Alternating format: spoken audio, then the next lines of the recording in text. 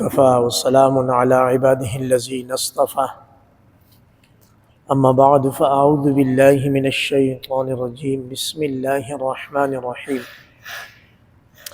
لقد جاءكم رسول من أنفسكم عزيز عليه ما عنتم حريص عليكم بالمؤمنين رؤوف رحيم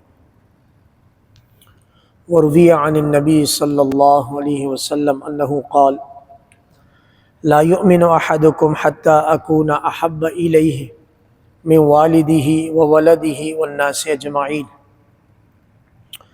آمنت بالله صدق الله العظيم وصدق رسوله النبي الكريم ونحن على ذلك من الشاهدين والشاكرين والحمد لله رب العالمين۔ معزز سامعین کرام، السلام علیکم ورحمۃ اللہ وبرکاتہ۔ شوق اور محبت سے درود شریف پڑھ لیتے ہیں۔ اللہم صلی علی محمد وعلی آل محمد کما صلیت علی ابراہیم وعلی آل ابراہیم انک حمید مجید۔ اللہم بارک علی محمد وعلی آل محمد کما بارکت علی ابراہیم وعلی آل ابراہیم انک حمید مجید۔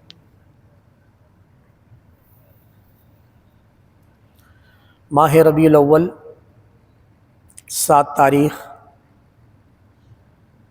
سن 1448 ہجری،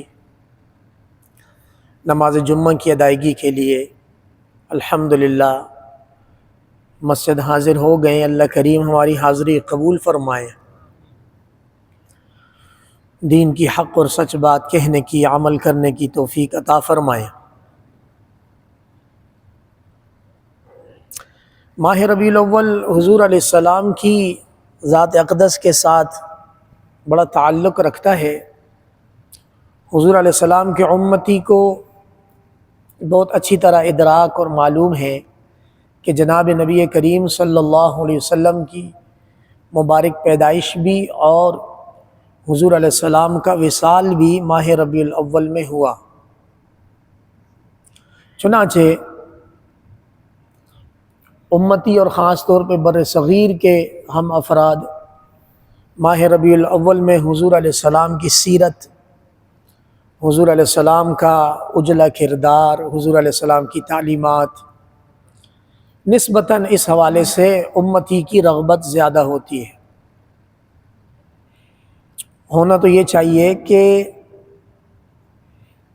پوری زندگی حضور علیہ السلام کی تعلیمات کی پیروی کی جائے۔ ہمارے نانا جی رحمہ اللہ بڑے شوق سے ایک شعر سنایا کرتے تھے کہ اے سائل کیا پوچھتا ہے شب قدر کی نشانیاں، کہ لیلۃ القدر کب ہے؟ رمضان المبارک میں ہر روز رات کو لیلۃ القدر کی نشانیاں کیا پوچھتا ہے؟ ہر شب قدر است گر قدر میدانی، قدردان کے لیے تو ہر رات ہی لیلۃ القدر کی حیثیت رکھتی۔ تو جناب نبی کریم صلی اللہ علیہ وسلم کی مبارک ذات یہ حیثیت رکھتی ہے کہ امتی زندگی کے ہر لمحے میں جناب نبی کریم صلی اللہ علیہ وسلم کی تعلیمات کی پیروی بھی کرتا ہو، تلاش بھی کرتا ہو اور عمل بھی کرتا ہو۔ یہ ہے ان کا حق۔ لیکن المیہ یہ ہے کہ ہم لوگ دیگر بہت ساری چیزوں کی طرح حضور علیہ السلام کی ذات اقدس کے ساتھ بھی معاذ اللہ ثم معاذ اللہ ہم لوگ شارٹ کٹ کے چکر میں پڑ گئے کہ کوئی بالکل یو ٹرن یا شارٹ کٹ ملے اور جناب نبی کریم صلی اللہ علیہ وسلم کی نبوت کی جتنا بھی نور ہے، تعلیمات ہے، ان کی برکات ہیں، وہ ایسے حاصل ہو جائے۔ تو میرے معززین، اللہ رب العزت کی سنت یہ نہیں ہے۔ اللہ رب العزت کی سنت اللہ کیا کیا حضور علیہ السلام کے جو جانثار صحابہ تھے، انہوں نے جو حضور علیہ السلام سے محبت کا دعویٰ کیا، پھر اس کو کس طرح کس لیول پر جا کر نبھایا۔ اللہ اکبر۔ اور اس کے ساتھ ایک بات اور بھی ہے کہ امت محمدیہ کی اور خاص طور پہ ہماری، جو ہم جس زمانے سے گزر رہے ہیں، ہماری آخرت میں بخشش کی ایک بڑی امید باقی ہے کہ اللہ کریم ہم سب کی بخشش فرما دے گا، ہمیں اپنی مقام رضا جنت میں جگہ دے گا۔ وہ ایک ہی امید ہے، اور وہ یہ ہے کہ روز قیامت جناب نبی کریم صلی اللہ علیہ وسلم اللہ رب العزت کی بارگاہ میں فرما دیں، حضور یا اللہ یہ میرا امتی ہے۔ تو یہ ایک چیز باقی ہے۔ اس کے علاوہ انحطاط در انحطاط اتنا زوال ہے کہ جس کی کوئی حد نہیں ہے۔ جناب نبی کریم صلی اللہ علیہ وسلم کی جو حقوق کی فہرست ہے، جو ہم امتیوں پر لازم واجب فرض ہے، علماء کرام نے اس کو 8 درجات میں لکھا ہے۔ 8 درجات حضور علیہ السلام کا قیامت تک آنے والی اپنی امت پر جو حقوق ہے، ان حقوق کی مقدار کم از کم 8 ہے۔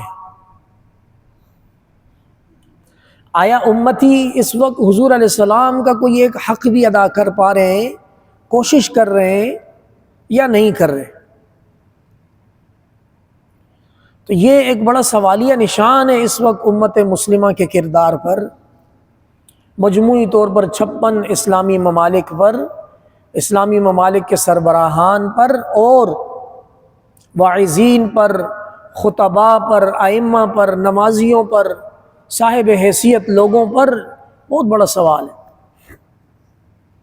حضور علیہ السلام کی کیفیت قرآن مجید سورۃ التوبہ پارہ نمبر 11 سیکنڈ لاسٹ آیت سورہ توبہ کی، لقد جاءکم رسول من انفسکم، اے لوگو آپ کے پاس آپ ہی میں سے ایک ایسے رسول آئے ہیں۔ کیسے؟ عزیز علیہ ما عنتم، جو چیز آپ کو یعنی امت کو گراں گزرے وہ حضور علیہ السلام پر گراں ہے۔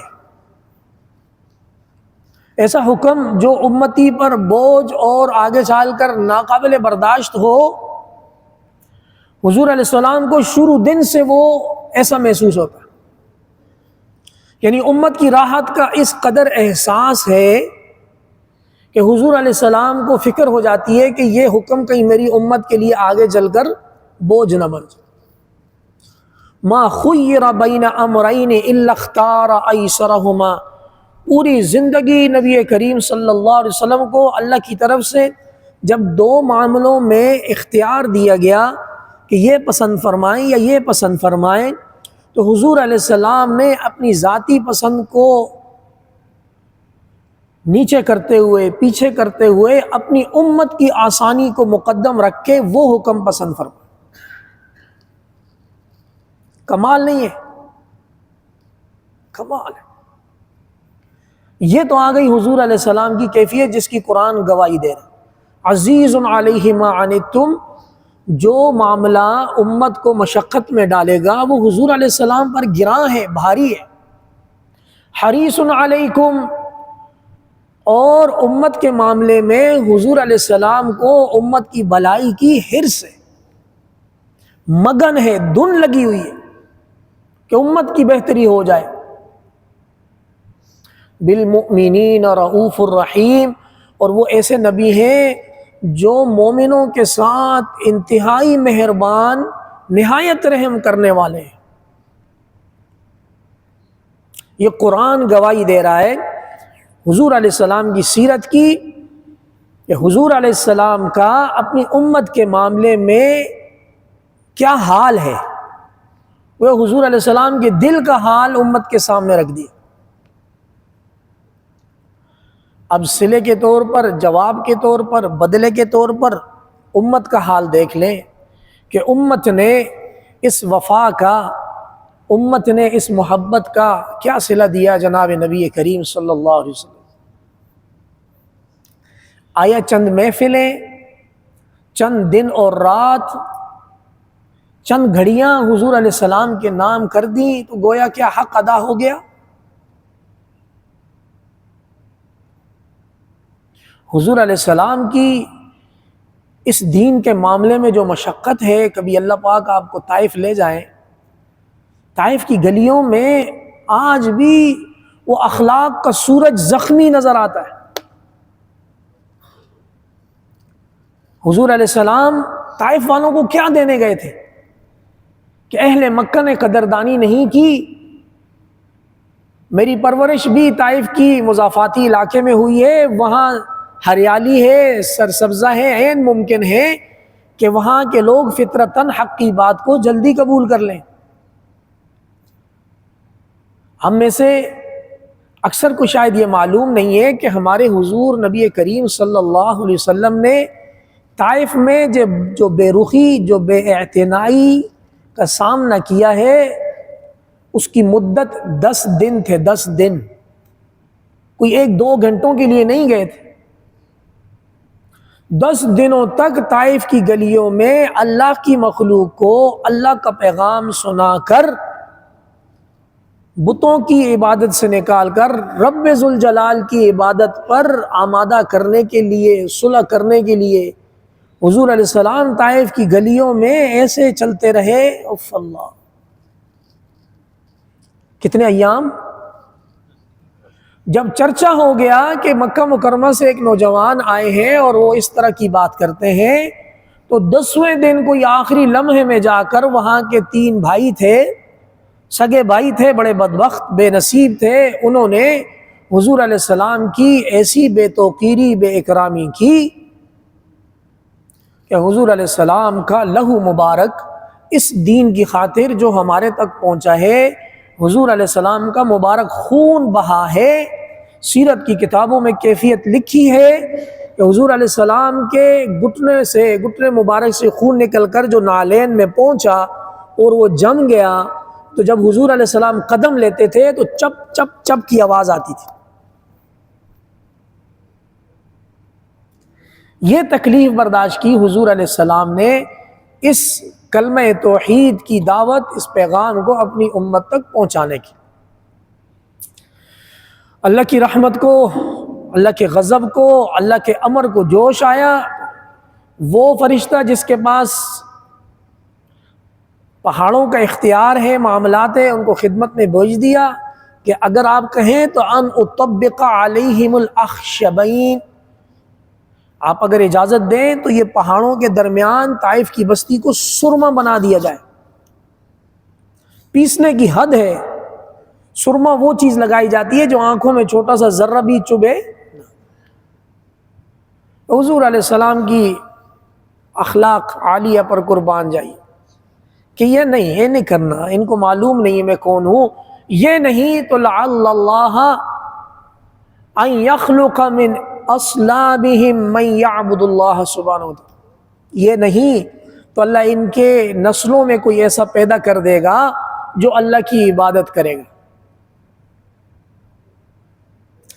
دنیا کی تاریخ انسانی اتنا بڑا صبر کا پہاڑ نہ کبھی دیکھا اور نہ کبھی تذکرہ آیا۔ یہی حال حضور علیہ السلام کا احد کے میدان میں ہوا۔ غزوہ احد میں ہمارے نبی کریم صلی اللہ علیہ وسلم کو اس دین کے دفاع میں، اس کی بقا میں، اللہ کے راستے میں جہاد کرتے ہوئے شدید زخم آئے، شدید زخم آئے۔ تو میرے معززین، ایک ہے روایتاً نبی کریم صلی اللہ علیہ وسلم کی ذات گرامی کا تذکرہ کرنا، خوشی منانا، خوش ہونا دل سے۔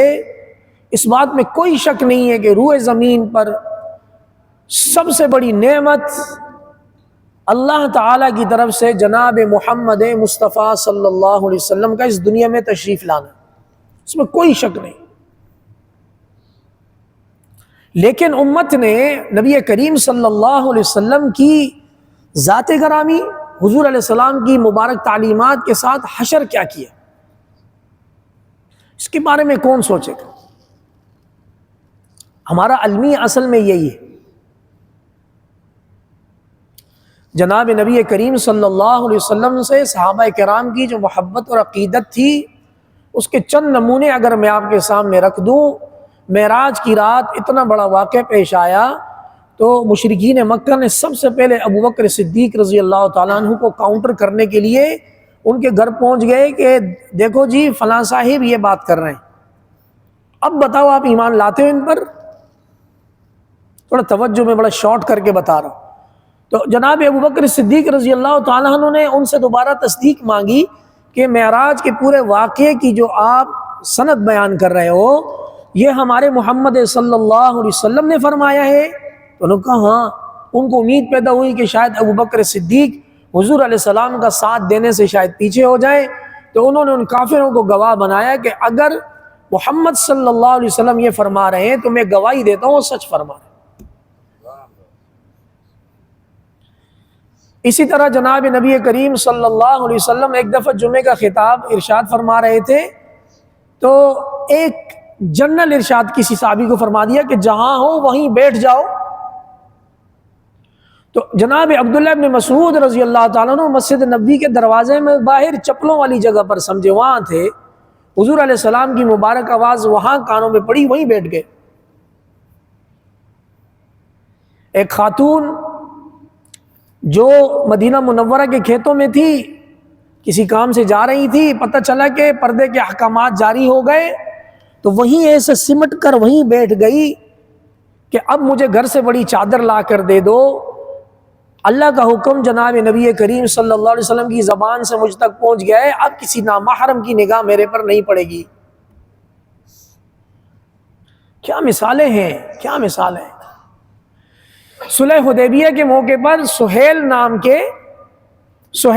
کے مشرکین کے ایک نمائندے آئے، بہت ساری کوششیں ناکام ہو گئی تھی، صلح نہیں ہو رہی تھی، مسلمانوں کی مجاہدین کی تعداد 1400 تھی۔ انہوں نے یہ طے کیا تھا کہ ہمارے ساتھی سیدنا عثمان رضی اللہ تعالیٰ عنہ کو جھوٹی خبر پھیلائی کہ ان کو شہید کر دیا ہے، تو انہوں نے سب نے بیعت کی کہ ہم یا تو یہاں سے سیدنا عثمان کا بدلہ لے کر جائیں گے یا ہم سب کے سب شہید ہو جائیں گے۔ تو مشرکین سے صلح نہیں ہو رہی تھی، 2-3 کوششیں ناکام ہوئیں، ایک آخری کوشش میں سہیل نام کے ان کے سردار آئے، صلح کرنے کی کوشش کی، لیکن انہوں نے جو صلح حدیبیہ کے مقام پر منظر دیکھا کہ حضور علیہ السلام کے وضو کا پانی زمین پر نہیں گرتا، حضور کے کسی عاشق صحابی کے ہاتھ پر گرتا ہے، حضور علیہ السلام اگر بال منڈواتے ہیں تو وہ بال زمین پر نہیں گرتے، کسی عاشق رسول کے ہاتھ میں گرتے ہیں۔ تو اس نے صلح کرنے کے بعد مطاف میں جا کر مشرکین کو جو پیغام دیا، انہوں نے کہا کم بختو، آپ لوگ بہت بڑی غلطی کر رہے ہو محمد صلی اللہ علیہ وسلم کو روک کر۔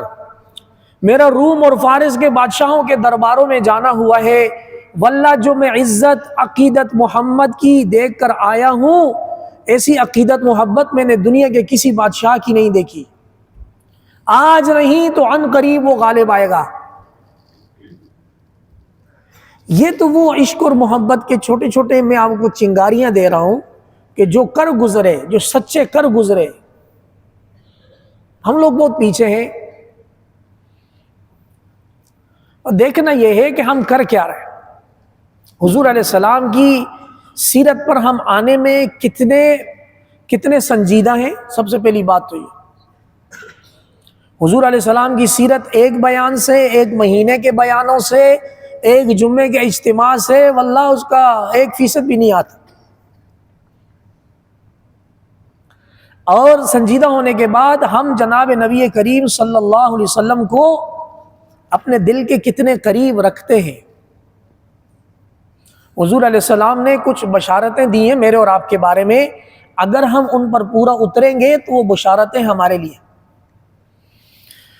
حضور علیہ السلام نے اپنے جانثار صحابہ سے فرمایا کہ آپ لوگ میری مجلس میں رہتے ہو، دیکھتے ہو، سب کچھ ہے، آپ کو پتہ ہے میرے بعد کچھ لوگ ایسے بھی آئیں گے کہ جو اپنا سب کچھ قربان کرنے کے بدلے میں مجھے دیکھنے کے خواہش مند ہوں گے، مال و متاع، اولاد، ہر چیز اللہ کے راستے میں قربان کر دیں، بدلے میں حضور علیہ السلام کی ایک جھلک نصیب ہو جائے۔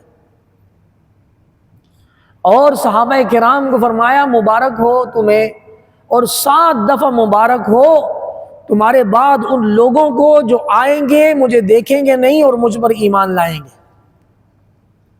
یہ دو بڑی عظیم بشارتیں ہیں، اور اس کے ساتھ ایک فرمایا من تمسک بسنتی عند فساد امتی کان لہ اجر 100 شہید، او کما قال علیہ الصلوۃ والسلام، کہ جو میری امت میں سے جب فساد عام ہو جائے گا، بگاڑ آ جائے گا، چیزیں بکھر جائیں گی، گویا کہ مسلمان پارٹ ٹائم مسلمان رہ جائے گا، اور وہ مغفرت کا، حضور علیہ السلام سے عشق کا، اس سب کا وہ شارٹ کٹ تلاش کرے گا۔ اس طرح کے ایام میں، اس طرح کے حالات میں اگر جناب نبی کریم صلی اللہ علیہ وسلم کی کوئی ایک سنت پکڑے گا، یعنی اس کو زندہ کرے گا، تو معلوم ہے اس کو کتنا اجر ملے گا؟ فرمایا 100 شہیدوں کا اجر ملے گا ایک سنت پر۔ اب امت میں شہداء کی مقدار زیادہ ہے، سوال کرنے والوں نے پوچھا حضور اس زمانے کے 100 شہید یا صحابہ کے 100 شہید؟ فرمایا صحابہ کے 100 شہیدوں کا ثواب ایک سنت کے بدلے میں ملے گا۔ قوت عشق سے ہر پست کو بالا کر دے، حضور علیہ السلام کی محبت اور عشق، اللہ رب العزت کی محبت اور عشق، قوت عشق سے ہر پست کو بالا کر دے، دہر میں اسم محمد سے اجالا کر دے۔ پتہ چلے یہاں سے حضور علیہ السلام کا امتی گزرا ہے، کسی فرقے کا نمائندہ نہیں، حضور علیہ السلام کا امتی گزرا ہے، یہ ہونا چاہیے۔ جیسے 14 اگست کے موقع پر میں نے گزارش کی تھی، اس زمانے میں سب لوگ اکٹھے ہوئے تھے، خواص، عوام، علماء، تاجر، مزدور، ہر شخص کی ایک ہی آواز لگی تھی، تو اللہ رب العزت نے انگریز کے تسلط سے یہ ملک ہمیں عطا کیا تھا۔ دوبارہ ایک امتی کی آواز لگے گی تو اللہ رب العزت اس امت کو ترقیوں کی معراج تک لے کر جائیں گے۔ ہمیں کیا وجہ ہے کہ مسلمان ہونے سے اور پاکستانی ہونے سے تو چڑ ہے، باقی ہمارا کوئی بھی آپ نام لے لیں ہمیں اس سے خوشی ہوتی ہے؟ یہ کیا ہو گیا ہمیں؟ حضور علیہ السلام دنیا سے رخصت ہوتے وقت ایک امت چھوڑ کر گئے تھے، واپس اگر اس نقطے پر ہم اگر آ گئے تو اللہ رب العزت کی نگاہ میں عزت ملے گی، اور اگر ہم واپس اس نقطے پر نہ آئے تو یقین جانے ادھر ادھر کسی بھی معیشت میں، کسی بھی شیلٹر کے نیچے کوئی عزت نام کی چیز نہیں ملے گی۔ حضور نبی کریم صلی اللہ علیہ وسلم نے جس دن دنیا سے پردہ فرمایا، فجر کے وقت میں حضرت انس بن مالک رضی اللہ تعالیٰ عنہ روایت فرماتے ہیں کہ نماز فجر میں حضور علیہ السلام کے حجرہ مبارک سے جس سمت میں آپ بیٹھے ہیں، آپ کی سمت کی بائیں جانب، آپ کی سمت کی بائیں جانب حضور علیہ السلام کے حجرے سے پردہ لگا ہوا تھا، تو پردہ ہٹا۔ جناب نبی کریم صلی اللہ علیہ وسلم نے آخری دفعہ اپنی 23 سالہ محنت جو صحابہ کرام پر کی، غزوات، ہجرت، جان کی پریشانی، مال کی پریشانی، ساری چیزوں کو گزارنے کے بعد آخری نگاہ جب امت پر ڈالی تو امت حضور علیہ السلام کی نماز فجر ادا کر رہی تھی۔ حضرت انس بن مالک فرماتے ہیں بے ساختہ ہماری نگاہیں اٹھی حضور علیہ السلام کے روضہ حجرہ مبارک کی طرف، قریب تھا کہ ہم مارے خوشی کے فتنے میں مبتلا ہو جاتے، لیکن جناب نبی کریم صلی اللہ علیہ وسلم نے آخری دفعہ امت کو مسکرا کر دیکھا اور پردہ گرا دیا، گویا کہ حضور علیہ السلام نے اللہ کے دربار میں رپورٹ پیش کی، یا اللہ تیرے بندوں کو بتوں کی عبادت سے نکال کر نماز فجر میں تیرے سامنے کھڑا کر دیا، اب ان کے آپ حامی و ناصر، میرے جانے کا وقت آ گیا۔ اور یاد رکھیں حضور علیہ السلام نے سیدنا معاذ بن جبل رضی اللہ تعالیٰ عنہ کو جو نصیحت فرمائی ہے وہ ہم میں سے ہر امتی کو ہر لمحے یاد رکھنا چاہیے۔ سیدنا معاذ بن جبل انصاری صحابی ہیں، مدینہ میں پیدا ہوئے، یمن میں گورنری کی، موت آئی فلسطین میں۔ کوئی مدنی مدینہ چھوڑنا چاہے گا؟ لیکن پیدائش مدینہ کی، ایمان لائے حضور پر، اللہ پر ایمان لائے، حضور علیہ السلام نے ڈیوٹی لگائی بھائی یمن میں جائیں، وہاں کام کرنا ہے، وہاں کام کیا، اس کے بعد دین کی ضرورت پڑی فلسطین میں تو موت آئی۔ ان کو جب حضور علیہ السلام رخصت فرما رہے تھے، میرا یہ آخری واقعہ ہے پھر میری بات مکمل ہوگی، ان کو جب حضور علیہ السلام رخصت فرما رہے تھے تو حکم دیا سواری پر بیٹھو. سواری پر بیٹھے حضور علیہ السلام نے ان کی سواری کی مہار پکڑی، لگام، اور ساتھ چلتے گئے. اے معاذ آپ لوگوں کے درمیان کیسے فیصلہ فرمائیں گے؟ اے معاذ آپ لوگوں کے درمیان. معاذ رضی اللہ تعالیٰ عنہ حضور کی تربیت یافتہ تھے. عرض کہ حضور قرآن میں سے فیصلہ کروں گا. کہا قرآن میں اگر نہ ملے تو پھر کیا کرو گے؟ کہا آپ کی سنت میں سے فیصلہ کروں گا. کہا پھر نہ ملے تو پھر کیا کرو گے؟ کہا ان دونوں کو سامنے رکھ کے پھر میں کوشش کر کے فیصلہ کروں. حضور علیہ السلام نے اللہ کا شکر ادا کیا کہ میرے نائب کو اللہ پاک نے راہ راست کی طرف ہدایت کی. یہ میکینزم بالکل درست ہے. اب سیدنا معاذ بھی رو رہے ہیں، حضور علیہ السلام بھی ان کی جدائی میں رو رہے ہیں، اور مدینہ منورہ کی باؤنڈری تک جب پہنچے تو فرمایا اے معاذ اگلے سال شاید تم میری قبر پر گزرو.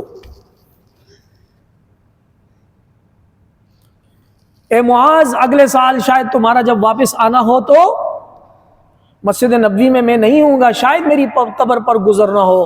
یہ سننا تھا کہ سیدنا معاذ رضی اللہ تعالیٰ کی ہچکی بن گئی.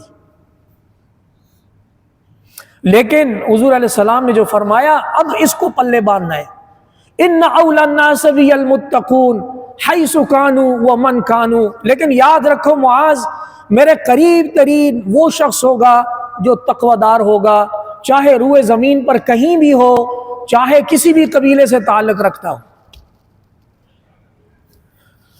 تو میرے معززین، نبی کریم صلی اللہ علیہ وسلم کی سیرت مبارکہ، حضور علیہ السلام کی محبت اور عقیدت، جیسا کہ میں نے شروع میں بھی عرض کیا، ابھی بھی کہوں کہ یہ ہماری ایک قیمتی متاع ہے جس کے نتیجے میں آخرت میں ہماری شفاعت کا اور بخشش کا امکان. ہمیں چاہیے کہ دوبارہ سے ایک امتی بن کر حضور علیہ السلام کا امتی، اور اس پر خوش ہونا چاہیے کہ ہم حضور علیہ السلام کے امتی ہیں. اس سے نیچے کا جو تعارف ہے وہ تھوڑا خطرناک ہے.